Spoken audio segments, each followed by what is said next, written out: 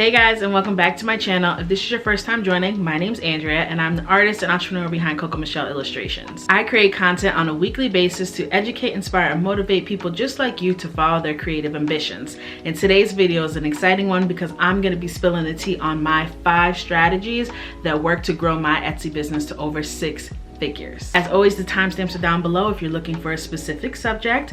And everyone grab your Coco Michelle notebooks because you're gonna have to take some notes today. Let's jump right into it. The very first step that I took to grow my business, and what I'm recommending you start with, is defining your customer. A lot of people in the industry call this your ideal customer avatar. By doing the work of defining who your customer is, you're going to be able to get really specific about who you are trying to target. This avatar is going to represent your core customer base. A lot of people get nervous to commit to a customer avatar because they feel that they're boxing themselves in or creating limits on who they can sell to and who they shouldn't sell to, but this is just representing your core. This does not mean that you are going to be shutting out or rejecting anyone who does not fit into this avatar profile you're creating. So don't get caught up on that and really get specific on who the core customer is in your opinion.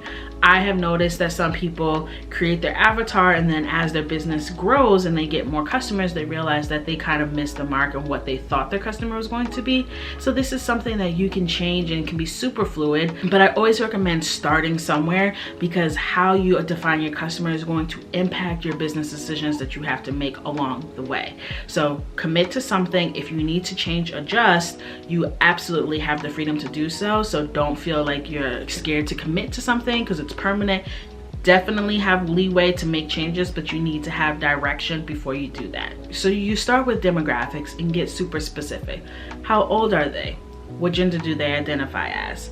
What are their hobbies? What's their income? What's their marital status? Once you get the demographics out the way, now you want to get into who they are as a person. And when I say that, I'm talking about what do they value? What are their goals? Your customers' values and goals are very important to understand, far more important than their demographics in my opinion. That's going to impact the tone of voice you use with your customer, the language that you use with your customer, how you can relate to your customer, the things that you advocate for on your platform. So understanding the values and goals of your customer base is very important to build those relationships and have authentic connection with your audience. And the last thing that you want to do for your customer avatar that is probably the most important in my opinion is understanding their problems and what you can do to best serve them. So a lot of times when I say solve a problem, people automatically get in their heads. I sell candles, I sell stickers, like what problem am I really solving with what I'm selling? You just have to shift your mindset on how you are serving someone who has a problem. It's not always gonna be as literal as chronic back pain or I need help scaling my business. To identify how you're serving your customer, think beyond the physical product and think about how you're making someone feel. Evoking emotion is 100% considered serving or solving a problem for your customer. Here's how. If when I light your candle, I take a deep breath and I feel like I'm on the beach somewhere and I'm relaxed, and even for just a second, my problems melt away. You definitely just solved something for me. I'm relaxed. If I'm relaxed and my mood is better, my relationships are better. I'm sleeping better, all because I lit your candle. Right? It's about marketing. It's about framing that mentality that you're not just selling candles, you're selling relaxation. You're selling calm. And that's something that is very desirable, very valuable, and solves a lot of people's problems. If you're selling stickers and your stickers are so adorable, I'm obsessed with them and I can't wait to use them, and it makes me excited to plan and stay organized, you solved a problem. Something that I hated doing is suddenly fun. And now I'm taking more responsibility of my time. I'm managing my finances better, all because I want to use your stickers. And that requires me to do the action, which is to open up my journal to get planful and mindful about what I'm doing with my time and my money.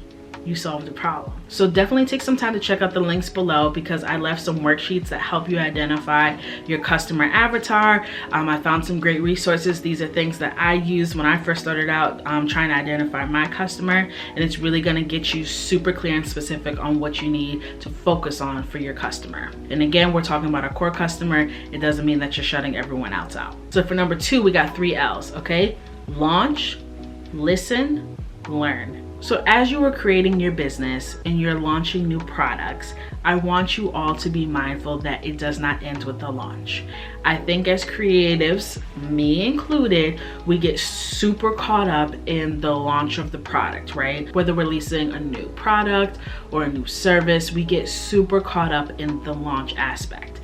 And once we launch it, we're almost immediately thinking about the next thing that we want to launch. However, there are a lot of steps that you're missing out on by jumping right into your next launch. When you create a new product and you drop it on your Etsy shop, it's important for you to listen. Listen to what your customers have to say. If your customers are saying nothing, buying nothing, that says loud and clear that that is not exactly what your customer was looking for. Now, there are a ton of different ways that you can cut up and analyze your business to figure out what the issue is with a specific launch, and I can do an entire video dedicated to that. But here are the things that you should be looking out for. If a lot of people are clicking on your item but they are not converting, aka they looked at it but didn't purchase it, that could be an indicator that you need to do some work with your product description and your images on your page. Confused buyers don't buy. So if they clicked on it, that meant that there was something that they liked enough that they wanted to see more, but when they saw more, they didn't see what they needed to pull the trigger. So go through and add more images. Etsy now allows you to add videos, be descriptive. You just want to make sure you're giving customers access to any answers that they may be looking for. Another thing to look out for: if multiple people are coming to your page and they're asking you the same question about the same listing, that means that you need to add that information so the customer can find it on their own. Because for each customer that came and asked you that question, there's at least 2 more that's had the same question and never asked it. So you are losing multiple opportunities to get the sale by not answering this question up front. A lot of people also, I've noticed, will put kind of like frequently asked questions as an image, because we know that it's a lot easier for customers to pull the image up versus the item description. I definitely advise everyone to look at how their shop looks on the Etsy app, as well as if someone were to go on their like web browser on their phone, like Safari on their phone, and looked at their Etsy shop, as well as on a desktop computer, so you have visibility to all 3. Because I've noticed that when I look at Etsy on my phone, if I'm just clicking the link in my bio on my Instagram, that the item description is collapsed. So a lot of information that I put in there is not visible right away. And if you are not someone who shops Etsy frequently, you may not know to expand that category to find some of the answers that you're looking for. So I definitely will be adapting, adding some of the frequently asked questions as an image. So as a customer is on there, especially on their phone, they can swipe through, and then hopefully the answer to whatever they were thinking in their head is right there and easy for them to access. Now, if you're just starting out on Etsy and you launch a product and you're not getting any views or clicks or sales, you have to build up an audience and a community. So it's not necessarily that your product isn't working, it's just that nobody knows your product is on the market yet. So give yourself time, and that comes with the growth of your business. I know it gets really tempting when you just started your Etsy shop to go down that kind of pity party where you're like, no one likes my stuff, I'm such a bad Etsy shop owner, when really it's just that people haven't stumbled upon you yet, and that just takes time. So for my 3rd strategy, I'll make some recommendations on how you can get your listings in front of more people. So strategy number 3, optimize your listings. Optimization is going to be your best friend, especially when you're just starting out. When I started Coco Michelle, nobody knew who Coco Michelle was. It wasn't a thing yet. So I had to be super strategic on how I was naming my listings, what words I was using in my item description, and how I was tagging my product. Optimization, or more specifically search engine optimization, also known as SEO, is the computer's way of identifying what your product is and who they should be serving this product to. The more descriptive you are, the better the algorithm is going to be able to present your stuff to a high potential client. If I come out with a graduation greeting card and I just name the card greeting card, how is Etsy's algorithm going to know what kind of greeting card it is and what occasion someone should be searching for that specific greeting card? If you are super generic, every time someone searches something with greeting card, you will pop up on page 47 and no one will ever see your stuff. But if I were to write African American graduation greeting card, so now Etsy has a really great understanding of what the product is and is able to flip it in front of the person who was most likely looking for that exact item. So definitely do your best to tag your products and name them properly. I use erank.com and Marmalade. They have free versions of both of them, but I do have the paid subscription at this point, and that will best identify what tags you should be using with your product. They give you a very easy, user-friendly way to understand tags with a red, yellow, green method that tells you if this tag is going to be something where you're most likely to show up and versus a tag where you're probably going to get buried because the competition is too high or it's a very saturated tag, etc., etc. I love both of those resources and I definitely recommend them. I also looked at Nancy Badijo from Nancy Badijo's YouTube channel, and she has a website. She is an Etsy queen. When I first started Etsy, that's who I was following and just really taking a lot of tips from.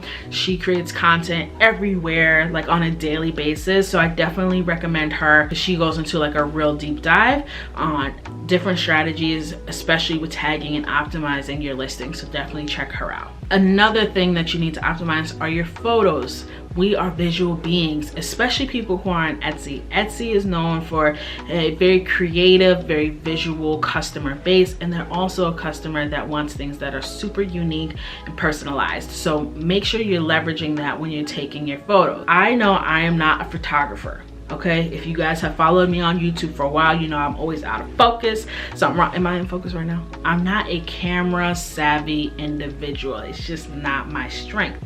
So I didn't want to have my listing suffer because I am not a great photographer. So I leveraged mockups. Mockups have literally saved my life. It creates a really beautiful, cohesive Etsy shop because everything can look the same. You can find a mockup that's really beautiful, that goes with your theme of your shop, and it just takes the guesswork out of it. It could take your art print file and just turn it into a beautiful environmental shot, frame it up for you, add some shadows, and it looks like you really took a product picture. It elevates your shop and it makes customers feel like you're taking it seriously. It adds that polish and that professionalism that builds trust with your customer. So if you're showing that you have polish and everything looks really uniform and beautiful and elevated, you're more likely to convert that sale. Let's say you optimize your listing really well and everything is in there for you to show up on the first or second page. As the customer is scrolling, guess what they're not looking at?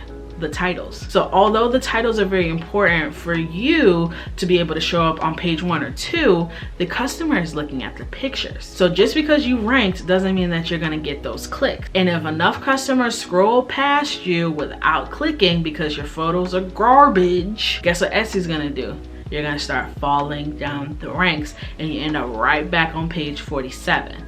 So Etsy is paying attention to not only how you're optimizing your page, but how many people are clicking on it. And they want to give the best real estate to the best listing. So if you're being served on page 2 and people are scrolling right past you, Etsy's like, all right, we gave you a shot, you gotta go. So you want to optimize those pictures to be as beautiful and as eye-catching as possible. Tip number 4. This one is build your community. So I actually did a video on how I built my audience on Instagram, and I also did a live session with Sheena from She Meets City on Instagram. We go live every other Thursday for our Between the Lines sessions, and we talked for a few hours about building community. So definitely check those out as great resources. However, what I don't want people to walk away from this with is you need to have a huge community to be successful. I'll give you a couple of numbers. There's a woman I follow on Instagram. Her name is Maddie James. Sheena told me about her and I've been obsessed ever since. She has maybe 6,000 followers more than I do. When she goes live, she had over 700 people attend. I go live, I have like 47 people attend. And that's because she has created a sense of community, and her community knows every Wednesday Maddie's gonna be on live dropping gems. She also makes it very clear that she is not saving the live for more than 24 hours. So it creates a sense of urgency.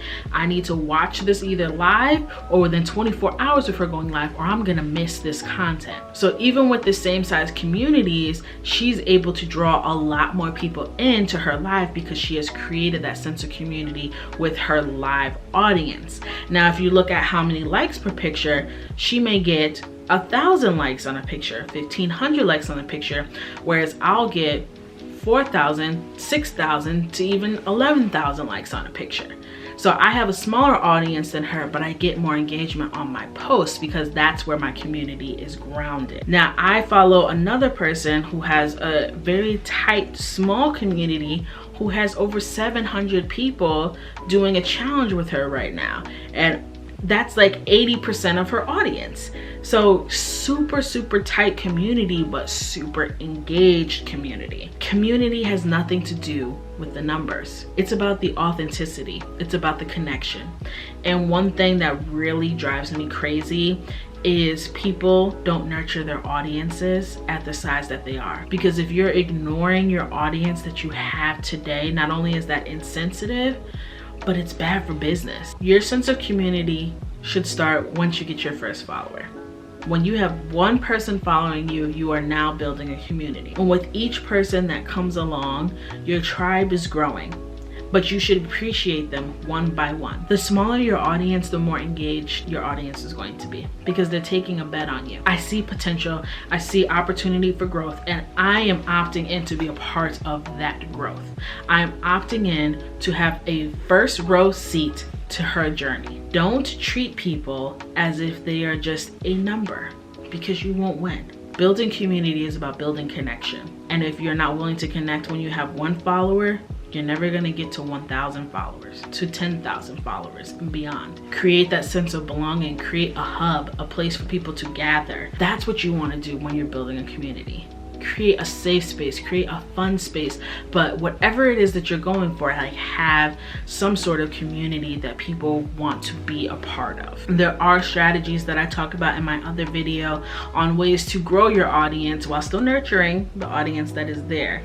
And one thing that I will share in here is you want to leverage those super sharing events. International Women's Day is a perfect on-brand opportunity for me to create something specifically for my community to share. That was the intent. I have no intentions of creating a product with that image or selling that image or using it in marketing material. It was specifically created for my community to have something to celebrate the day. I did that because I know my community expects that.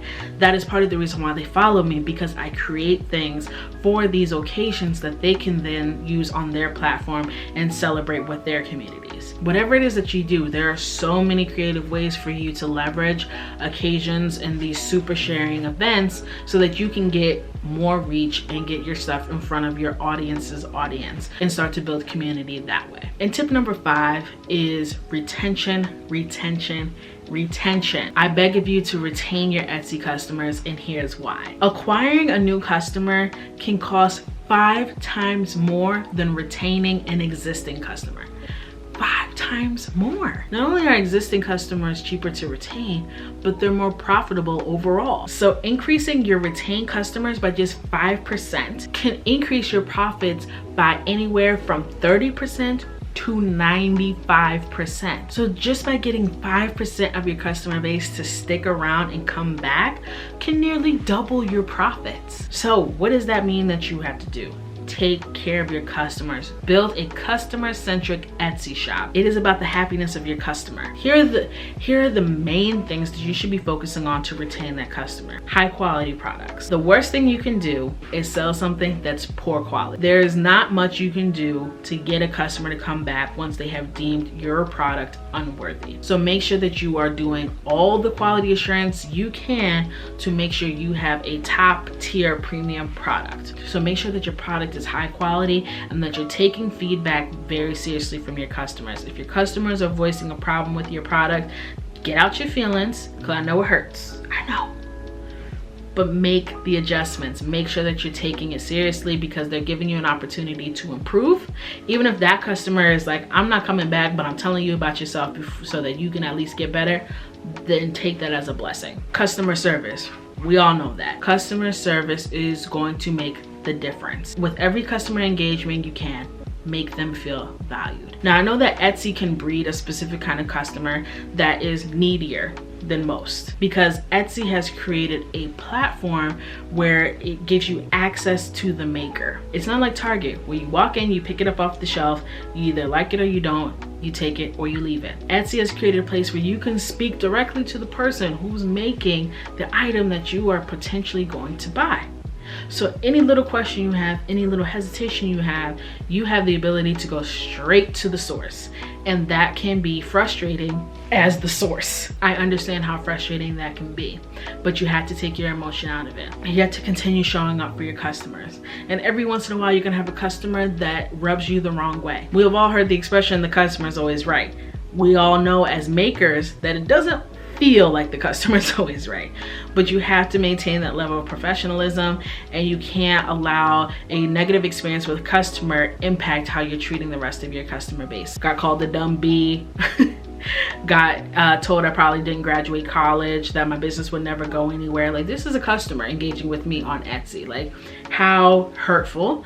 But you're able to kind of remove your personal emotion out of the situation. Understand, like, this person is extremely frustrated for reasons that are beyond me. This has nothing to do with me at this point. This is all this customer, and you can kind of give yourself permission to bow out gracefully. And I think that having those boundaries and making sure that you're putting the customer first while respecting your own boundaries is going to definitely pay off and help you retain the customers that you want to retain, because every customer is not for you, baby.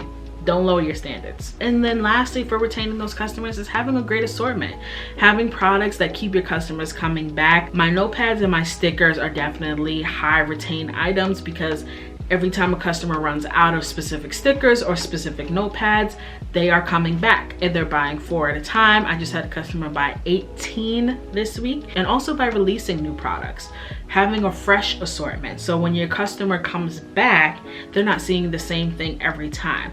That is the business model that TJ Maxx, Marshalls, Home Goods, you know, that whole franchise has been able to master, because every time you walk into those stores, you're seeing something different. And you know what that does? It encourages you to come back more often.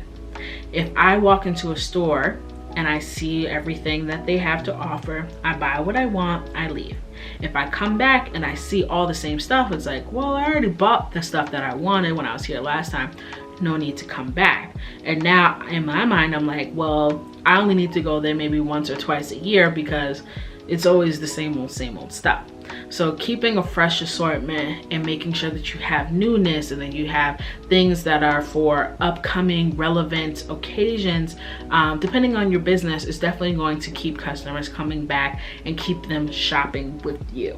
So I definitely want you to focus on retaining those customers. This goes back to my point in building your community and nurturing the community that you do have. If you have only a few customers or only a few followers, nurture those relationships, build them up, so when they're talking to the people in their lives, they're acting on your behalf, spreading your brand message, sharing your images, sharing your page and your contact information with their loved ones. That is so powerful. So take care of every single person. And you don't know who's following you. You may only have 25 followers, but one of those followers happens to be best friends with Oprah's nail tech. I'm just saying, you don't know who these people are. So those are my 5 tips, the strategies I use to grow my business to be a 6-figure Etsy shop, which is so exciting. And I'm always looking for ways to grow myself, but I am super excited for all of you who are on this journey. I always want to be a beacon of hope for you, to show you what is possible, that you can do it, that you have the juice, you have the sauce, you have what it takes inside of you to do the good things and to make your business successful. So I hope you learned something, and if you did, share this video with your friends, and I will see you next week. It's going to be a studio vlog. See you then. Bye.